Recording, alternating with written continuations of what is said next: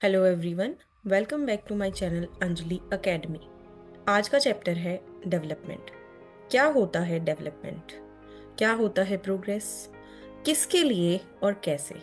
चलिए इस कंसेप्ट को सबसे सिंपल तरीके से समझते हैं आज।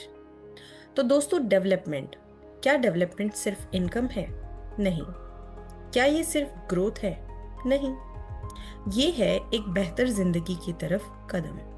आज की वीडियो में जानते हैं, इस चैप्टर को स्टार्ट करते हैं बहुत अच्छे एग्जाम्पल्स के थ्रू। सो दोस्तों, जब भी हम डेवलपमेंट की बात करते हैं तो अक्सर हमारे दिमाग में कई सारी बातें आती हैं। डेवलपमेंट का मतलब हमारी इनकम का बढ़ना, डेवलपमेंट का मतलब हमारी ग्रोथ होना। लेकिन क्या सभी लोगों के लिए डेवलपमेंटल गोल सेम होते हैं? जानते हैं कुछ एग्जाम्पल से। एक लैंडलेस रूरल लेबरर क्या चाहेगा? कि उसको बेटर वेजेस मिले, जो भी वो काम कर रहा है उसके लिए अच्छा पैसा मिले, उसको ज़्यादा दिन काम मिले, क्योंकि जितने ज़्यादा दिन काम मिलेगा उतने ज़्यादा दिन उसको इनकम मिलेगी। उसके बच्चे आसपास के स्कूल में पढ़ने के लिए जा पाए और सोसाइटी उसके साथ किसी भी तरीके का कोई डिस्क्रिमिनेशन ना करे। इसी तरीके से एक और एग्जाम्पल देखते हैं। एक प्रॉस्पेरस फार्मर फ्रॉम पंजाब क्या चाहेगा? कि उसने जो भी क्रॉप्स उगाई हैं उसके अच्छे प्राइसेस उसको मिले, उसकी फैमिली इनकम ज़्यादा हो, उसको बहुत ज़्यादा मेहनत करने वाले लेबरर मिले जिनको पैसा भी कम देना पड़े। एक किसान जो कि बरसात पर निर्भर करता है, वो क्या चाहेगा? कि बारिश जो है वो पर्याप्त मात्रा में हो जाए, इरिगेशन फैसिलिटीज मिल जाए। इसी तरीके से एक गांव की महिला क्या चाहेगी? कि उसकी जमीन की जो लैंड होल्डिंग है उसमें भी उसको हिस्सा मिले, उसको रिस्पेक्ट मिले, डिग्निटी मिले, इक्वालिटी मिले, क्वालिटी एजुकेशन मिले उसके बच्चों को। इसी तरीके से एक अर्बन अनएम्प्लॉयड यूथ क्या चाहेगा? एम्प्लॉयमेंट चाहेगा, कि उसको नौकरी मिल जाए, नौकरी मिले तो जॉब सिक्योरिटी हो। एक लड़की जो कि अमीर फैमिली से बिलोंग करती है, अर्बन फैमिली से बिलोंग करती है, क्या चाह सकती है? कि उसको सेफ और लिबरल एनवायरनमेंट मिले, उसको फ्रीडम मिले, वो अब्रॉड पढ़ने के लिए जा सके, उसको भी अपने ब्रदर के साथ इक्वालिटी मिले। मतलब अगर वो घर का काम करती है तो उसका ब्रदर भी साथ में काम करे। एक लड़के का क्या डेवलपमेंटल गोल हो सकता है? केयर फ्री लाइफ हो, कोई टेंशन ना हो, सारी फैसिलिटीज हो, अब्रॉड में पढ़ने के लिए जा सके। एक आदिवासी क्या चाह सकती है? कि कोई डैम कंस्ट्रक्शन ना हो, किसी भी डैम की वजह से उसके आसपास का एरिया पानी में सबमर्ज ना हो, उनकी लाइफ किसी भी तरीके से डिस्टर्ब ना हो। अब इन सारे एग्जाम्पल से हमें क्या समझ आया? क्या सबके लिए डेवलपमेंटल गोल सेम थे? नहीं, सबके डेवलपमेंटल गोल अलग अलग थे। Each one of them seeks different things. सबको कुछ अलग चाहिए, लेकिन सबसे इंपॉर्टेंट चीज है कि उनको डेवलपमेंट चाहिए, उनको ग्रोथ चाहिए। तो जब भी हम इन गोल्स की बात करते हैं और एक से ज्यादा लोगों के गोल्स की बात करते हैं तो अक्सर हम दो चीजों को समझेंगे। एक है कन्फ्लिक्टिंग गोल्स। कन्फ्लिक्टिंग गोल्स का मतलब है कि जब दो लोगों के गोल्स आपस में टकराव में हो, यानी एक पर्सन का गोल किसी दूसरे के डेवलपमेंट को नेगेटिवली इम्पैक्ट करता हो। ठीक है, सो हम समझ गए हैं कि कन्फ्लिक्टिंग गोल्स क्या होता है। दो चीजें बहुत अच्छी तरीके से क्लियर है कि different people have different developmental goals. What may be development for one may not be development for other. सब लोग अलग अलग प्रकार के डेवलपमेंटल गोल सोचते हैं और एक जो डेवलपमेंटल गोल सोच रहा है जरूरी नहीं है कि दूसरे का डेवलपमेंटल गोल भी वही हो। कभी कभी किसी एक का डेवलपमेंटल गोल दूसरे के लिए डिस्ट्रक्टिव भी हो सकता है। डिस्ट्रक्टिव होने से मतलब क्या है? कि उसके डेवलपमेंट को रोक सकता है। चलिए अब समझते हैं बहुत अच्छे तरीके से डेवलपमेंट को। अगर हमारा क्वेश्चन आता है पेपर में तो कुछ इस तरीके से आप 5 पॉइंट्स में इसको इलेबोरेट कर सकते हो। क्या समझा अभी तक हमने? कि different people have different developmental goals, they seek things that are most important for them. हर किसी को जो चीज़ उसके लिए ज़्यादा इम्पॉर्टेंट है वही डेवलपमेंट के तौर पर चाहिए। In fact at times two person और ग्रुप्स में seek things which are conflicting. अक्सर हो सकता है कि दो लोग जो चाह रहे हैं वो एक दूसरे के लिए कन्फ्लिक्टिंग हो, यानी दोनों एक बात पर सहमत ना हो रहे हों। For instance, a landless rural labourer may desire better wages, whereas a prosperous farmer may desire assured high family income through hard working and cheap laborers। तो इस केस में जो दोनों लोग हैं उन दोनों के डिजायर्स अलग अलग हैं। ठीक है, a girl aspects as much freedom and opportunity as her brother, and that he also shares in the household work. Her brother may not like this. So दोनों के डेवलपमेंटल गोल कन्फ्लिक्टिंग है, एक दूसरे के साथ सहमति नहीं हो रही है। Similarly, to get more electricity, industrialists may want more dams. But the Adivasis may resent this and may prefer small check dams or tanks to irrigate their fields. तो जो इंडस्ट्रियलिस्ट है उनको चाहिए कि डैम्स बने, इलेक्ट्रिसिटी प्रोडक्शन हो, लेकिन आदिवासी चाह सकते हैं कि छोटे डैम्स बने या टैंक्स के थ्रू ही उनके फील्ड को इरिगेट किया जाए। तो यहाँ से हमें पता चला किस तरीके से लोगों के जो गोल्स हैं, डेवलपमेंटल गोल्स को लेकर के जो नोशंस हैं वो डिफरेंट भी हो सकते हैं और कन्फ्लिक्टिंग भी हो सकते हैं। So individual have different developmental goals, and most common thing what people desire are more income plus other important goals. So let's discuss more income and other developmental goals. जब भी हम डेवलपमेंट की बात करें तो सिर्फ डेवलपमेंट का मतलब इनकम नहीं होता। प्राइमरी गोल हमारा इनकम हो सकता है, लेकिन इनकम के साथ साथ हमें दूसरी चीजें भी चाहिए जिनको हम नॉन मटेरियल थिंग्स बोल सकते हैं। यानी आपको लिबर्टी चाहिए, आपको रिस्पेक्ट चाहिए, आपको फ्रीडम चाहिए, इक्वल ट्रीटमेंट, पीसफुल लाइफ और सिक्योरिटी। जब तक आपको ये नॉन मटेरियल थिंग्स नहीं मिलती हैं तब तक इनकम का कोई फायदा नहीं है। ऐसा नहीं है कि इनकम के बिना हम रह सकते हैं। हम ह्यूमन बीइंग्स हैं, हमारी वांट्स हैं, नीड्स हैं, जिनको फुलफिल करने के लिए हमें इनकम चाहिए ही चाहिए। लेकिन जब भी हम डेवलपमेंट की बात करते हैं तो उसमें सिर्फ इनकम नहीं आती है, उसके साथ दूसरी चीजें भी आती हैं। जब हम अलग अलग कंट्रीज को कंपेयर करने की बात करते हैं तो इनकम एक मोस्ट इम्पॉर्टेंट एट्रीब्यूट कंसिडर किया जाता है, क्योंकि इनकम के आधार पर किसी भी कंट्री को कंपेयर करना बहुत ही आसान है। किसी भी कंट्री की इनकम अगर बतानी है तो कैसे बताएंगे? यानी एक कंट्री के अंदर रहने वाले सभी रेजिडेंट्स की इनकम को अगर मिला दें तो बन जाती है एक कंट्री, एक देश की income. So total income of the country is GDP. जब भी हम बात करेंगे कि टोटल इनकम क्या है तो उसे हम कहेंगे जीडीपी। अलग अलग कंट्रीज की पॉपुलेशन अलग अलग होती है, तो बहुत बार जो टोटल इनकम है वो करेक्टली नहीं बता सकती कि कौन ज्यादा डेवलप है और कौन नहीं। इस समस्या को सॉल्व करने के लिए हम कंपेयर करते हैं सारी कंट्रीज को using average income. So average income क्या होती है? एवरेज इनकम कैसे निकालेंगे? अगर हम टोटल इनकम ऑफ कंट्री को टोटल पॉपुलेशन से डिवाइड कर दें तो निकल के आती है एवरेज इनकम। एवरेज इनकम को हम पर कैपिटा इनकम भी कहते हैं। पर कैपिटा इनकम मतलब पर पर्सन इनकम, यानी average income is equals to total income divided by population.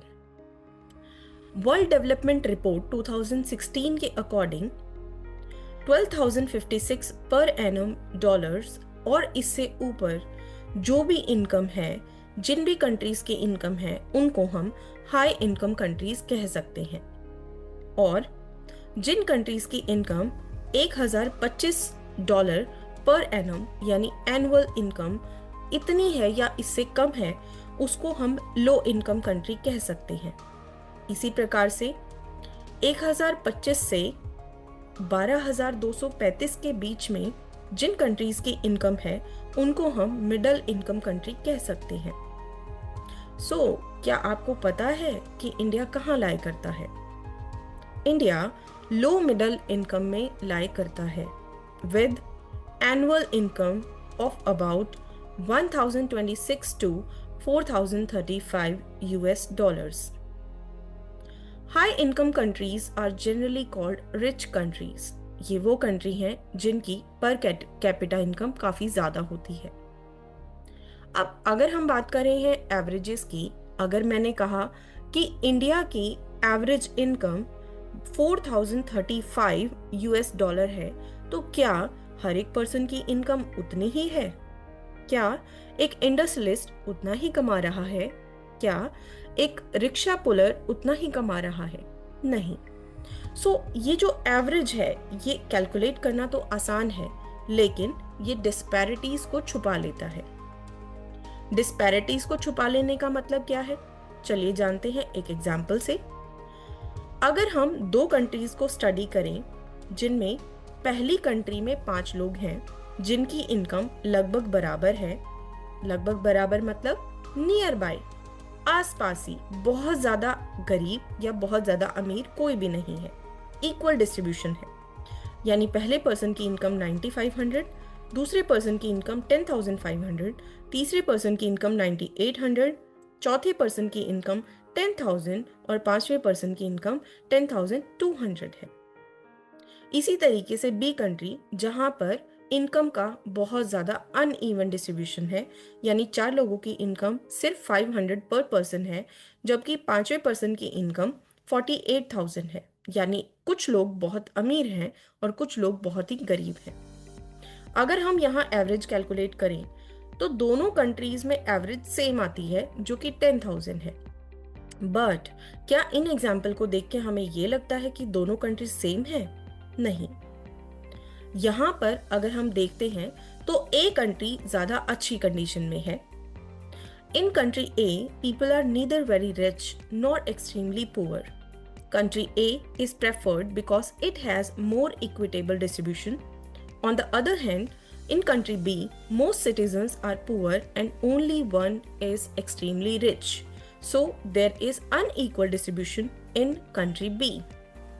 जब भी हम एवरेजेस की बात करेंगे तो अक्सर ऐसी समस्या होगी, यानी एवरेजेस इजी टू कैलकुलेट तो हैं, लेकिन वो डिस्पैरिटीज को हाइड कर लेते हैं।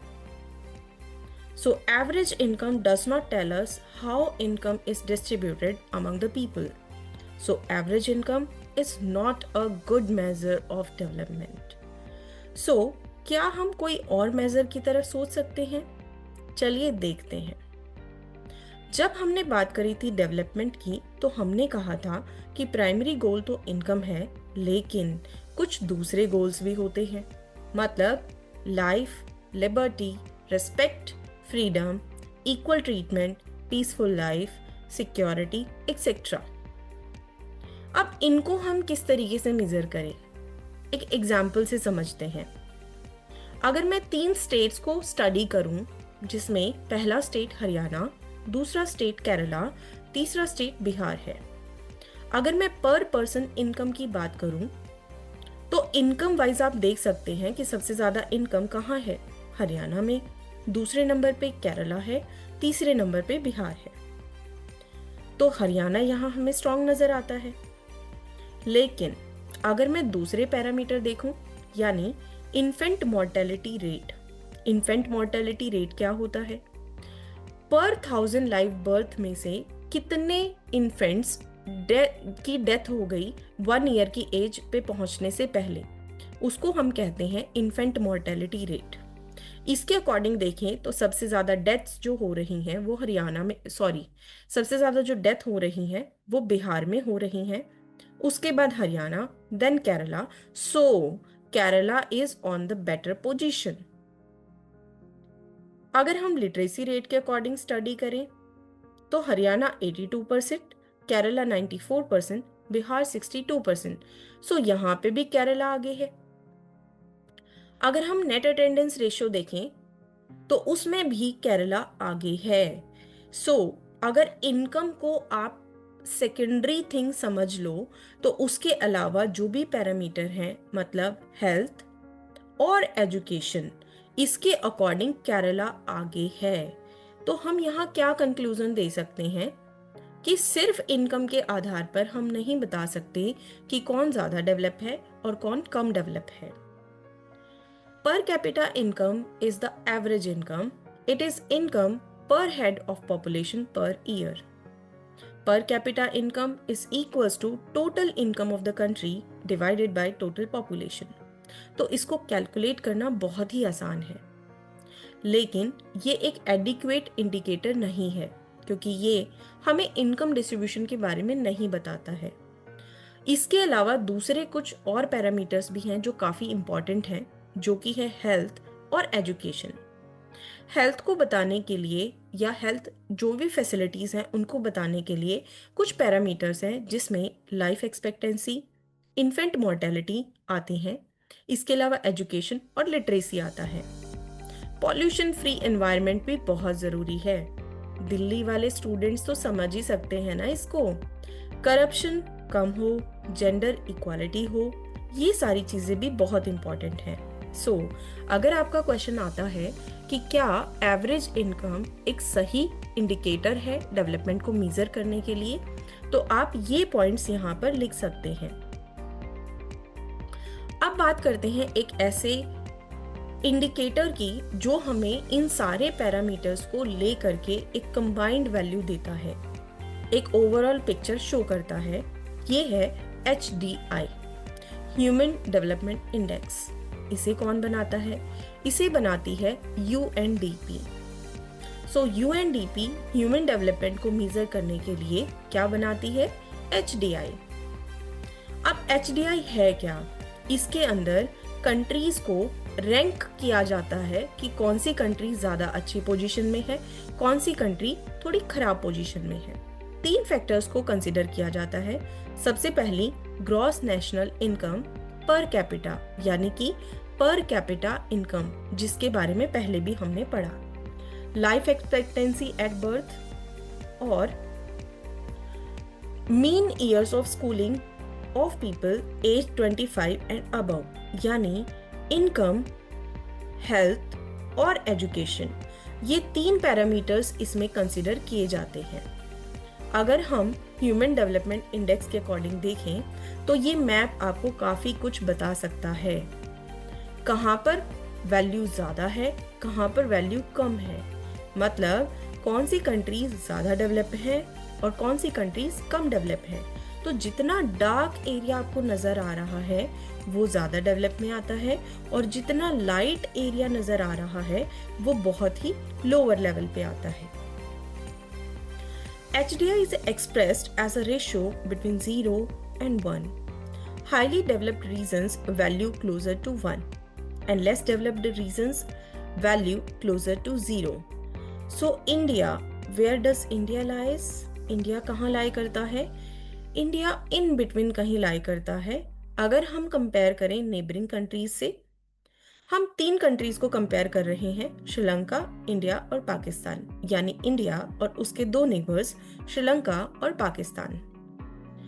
अगर हम श्रीलंका की per capita income, life expectancy, mean years और HDI रैंक को देखें और इंडिया से इसको कंपेयर करें तो हमें समझ आता है कि सबसे पहली पोजीशन इन तीनों कंट्रीज में श्रीलंका है, यानी इनका HDI रैंक बेटर है, और इंडिया और पाकिस्तान का HDI रैंक कंपैरेटिवली लो है। लो होने का मतलब ये नहीं है कि जितनी बड़ी वैल्यू उतना अच्छा है। आपके स्कूल में कैसे रैंकिंग होती है, जिसके ज़्यादा अच्छे मार्क्स है, जिसकी ज़्यादा अच्छी परफॉर्मेंस है, उसको फर्स्ट पोजीशन देते हैं, और जिसकी पोजीशन खराब है, जो अच्छे से नहीं कर पा रहा, उसको लास्ट पोजीशन देते हैं। तो कुछ इसी तरीके से HDI में कंट्रीज को रैंक किया जाता है। जैसे यहाँ पर नॉर्वे फर्स्ट नंबर पे है। अगर आपका क्वेश्चन आता है कि HDI पर एक नोट लिखिए, तो इस तरीके से आप आंसर फॉर्म कर सकते हैं। आप बता सकते हैं कि HDI क्या है, कौन सी ऑर्गेनाइजेशन इसको बनाती है, इसको एसेस करते टाइम किन चीज़ों को ध्यान में रखा जाता है और इसमें कंट्रीज को किस तरीके से रैंक किया जाता है। नेक्स्ट क्वेश्चन है explain 3 components of human development index. So अभी हमने 3 चीज़ों की बात करी थी, life expectancy, gross national income और mean years of schooling of people age 25 and above. तो इन 3 पैरामीटर से हम HDI क्रिएट करते हैं। अब बात करते हैं सस्टेनेबिलिटी ऑफ डेवलपमेंट की। सस्टेनेबिलिटी क्या होता है? रिसोर्सेज को इस तरीके से यूज कर पाएं कि वो मेंटेन रहें। एग्जाम्पल के लिए, अगर हमें किसी एक रीजन का डेवलपमेंट बहुत अच्छा लगता है और हम चाहते हैं कि बाकी जगह पर भी उसी लेवल की डेवलपमेंट हो, लेकिन हमें ये डेवलपमेंट इस तरीके से करनी है कि फ्यूचर जनरेशन के लिए भी रिसोर्सेज मेंटेन रहें। साइंटिस्ट बार बार वार्निंग देते हैं कि जो डेवलपमेंटल लेवल है वो सस्टेनेबल नहीं है। बहुत सारे रीजंस में ग्राउंड वाटर का ओवर यूज हो रहा है। 1/3 पॉपुलेशन ऑफ द कंट्री को वाटर रिजर्व्स यूज करने पड़ते हैं, उनको ड्रिंकेबल वाटर नहीं मिलता। यहाँ पे मुझे अक्सर एक पोयम की कुछ लाइन्स याद आती हैं, water water everywhere but no water to drink. यानी अर्थ पे 2/3 पार्ट पानी है लेकिन यूजेबल पानी नहीं है। इसके अलावा अगर हम क्रूड ऑयल की बात करें, जो कि हाईली नॉन रिन्यूएबल रिसोर्स है, सर्वे कहते हैं कि सिर्फ और सिर्फ 53 ईयर्स के लिए हमारे पास रिजर्व्स बचे हुए हैं। तो क्या ये हमें हमेशा चल सकते हैं? अगर हम इसी तरीके से इनको यूज करते रहें तो क्या हमारी फ्यूचर जनरेशन के लिए बचेंगे? नहीं। इंडिया जैसी कंट्रीज को क्रूड ऑयल इंपोर्ट करना पड़ता है क्योंकि इंडिया में रिजर्व्स बहुत कम हैं, और USA जैसी कंट्रीज वो सिक्योर करती हैं अपने लो रिजर्व्स को अपनी मिलिट्री और इकोनॉमिक पावर के थ्रू। अगर ये एनवायरमेंटल डिग्रेडेशन इसी तरीके से बढ़ता रहा तो ये बिल्कुल भी रिस्पेक्ट नहीं करेगा नेशनल और स्टेट बाउंड्री को। मतलब क्या है? मतलब है कि continuous depletion of nature her area को इम्पैक्ट करेगी, चाहे वो इसको कर रहा है चाहे वो नहीं कर रहा है। जैसे आप लोगों ने अक्सर ओजोन लेयर डिप्लीशन के बारे में सुना होगा, आप लोगों ने अक्सर एयर पॉल्यूशन के बारे में सुना होगा। चाहे मैंने एयर पॉल्यूशन नहीं किया, बट स्टिल एयर पॉल्यूशन मुझे भी नुकसान देगा। यानी कि सिर्फ करने वाला नहीं, करने वाले के साथ रहने वाला भी इसको भुगतेगा। सो सस्टेनेबिलिटी ऑफ डेवलपमेंट बहुत ज़रूरी है। अगर हम कहें इसको, sustainability of development is comparatively a new area of knowledge in which scientist, economist, philosophers and other social scientists are working together। आप हर जगह इसकी बात सुनते हो क्योंकि ये बहुत इंपॉर्टेंट चीज़ है। इसीलिए हमें एनवायरमेंटल सस्टेनेबिलिटी के बारे में अक्सर बात करनी चाहिए, अवेयरनेस फैलानी चाहिए और अपने रोल को ज़्यादा से ज़्यादा प्रमोट करना चाहिए। अगर किसी भी एरिया का डेवलपमेंट करना है तो वो एक सस्टेनेबल मैनर में होना चाहिए, ताकि जो डेवलपमेंट है वो फ्यूचर की ज़रूरतों के साथ भी लिंक हो पाए, हमारी जो फ्यूचर जनरेशन है उनके लिए भी रिसोर्सेज बच पाए। सो फ्रेंड्स, यहाँ से आपका जो क्वेश्चन आ सकता है वो है write a note on sustainable development in context to ground water reserves, और ये है आपका आंसर। आप स्क्रीनशॉट ले सकते हैं और इस आंसर को अच्छे तरीके से याद कर लीजिए। सो दोस्तों, यहाँ ख़त्म होता है हमारा डेवलपमेंट चैप्टर। आप इस चैप्टर की रिवीजन कीजिए। आपको जो भी डाउट्स लगते हैं आप मुझे कमेंट कर सकते हैं, कमेंट में पूछ सकते हैं आपके जो भी डाउट्स हैं, और इम्पॉर्टेंट क्वेश्चंस के लिए भी बात कर सकते हैं। Thank you so much for watching my video. मिलते हैं नेक्स्ट वीडियो में एक नए चैप्टर के साथ।